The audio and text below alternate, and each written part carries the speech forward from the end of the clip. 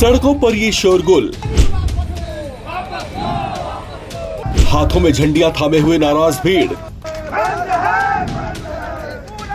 और नारेबाजी जाहिर कर रही है कि भारत बंद का असर जोरदार है।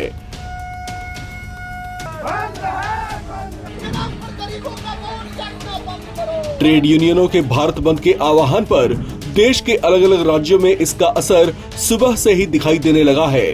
भारत बंद के साथ साथ बिहार में विपक्षी दल आरजेडी का चक्का जाम भी है, जिसका डबल डोज असर बिहार की सड़कों और रेलवे ट्रैक्स पर दिखाई दिए। एक तरफ ट्रेड यूनियंस ने अपनी मांगों को लेकर भारत बंद का आह्वान किया है, वहीं बिहार में विपक्षी दल मतदाता गहन पुनरीक्षण के खिलाफ चक्का जाम कर रहे हैं।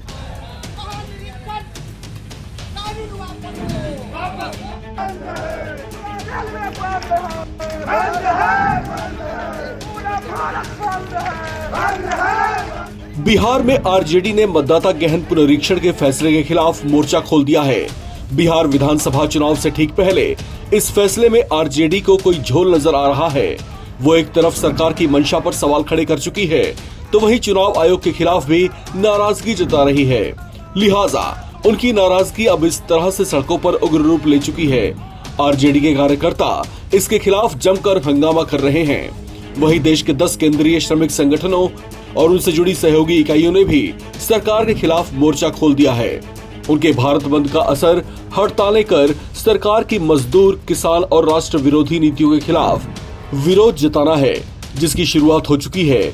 बताया जा रहा है कि इस बड़ी हड़ताल में 25 करोड़ से ज्यादा कर्मचारी भाग ले सकते हैं, जिसका असर देश की कई प्रमुख सेवाओं पर भी पड़ सकता है।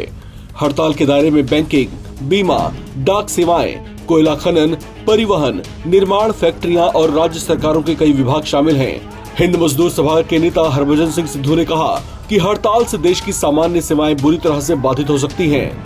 All India trade union Congress AITUC की महासचिव अमरजीत कौर के मुताबिक इस बार हड़ताल को किसान संगठनों और ग्रामीण श्रमिक यूनियनों का भी समर्थन प्राप्त है। संयुक्त किसान मोर्चा और कृषि श्रमिक संगठनों ने श्रमिक आंदोलन के समर्थन में प्रदर्शन करने की घोषणा की है।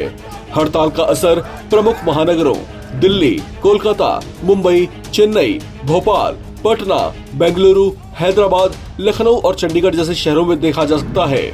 इन शहरों में कई सेवाओं, कई सरकारी दफ्तर, बैंक शाखाएं, स्कूल, कॉलेज, परिवहन सेवाएं और खनन कार्य ठप रह सकते हैं। हालांकि कुछ निजी संस्थान और आवश्यक सेवाएं जैसे अस्पताल की आपातकालीन सेवाएं खुली रह सकती हैं।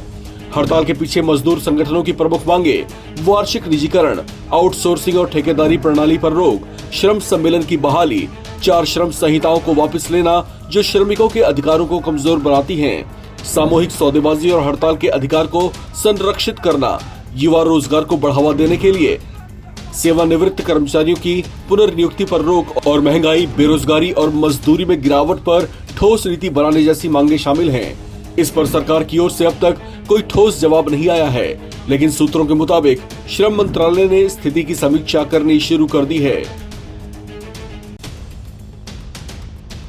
इस खबर में फिलहाल इतना ही। बाकी अपडेट्स के लिए आप बने रहें नवभारत टाइम्स के साथ।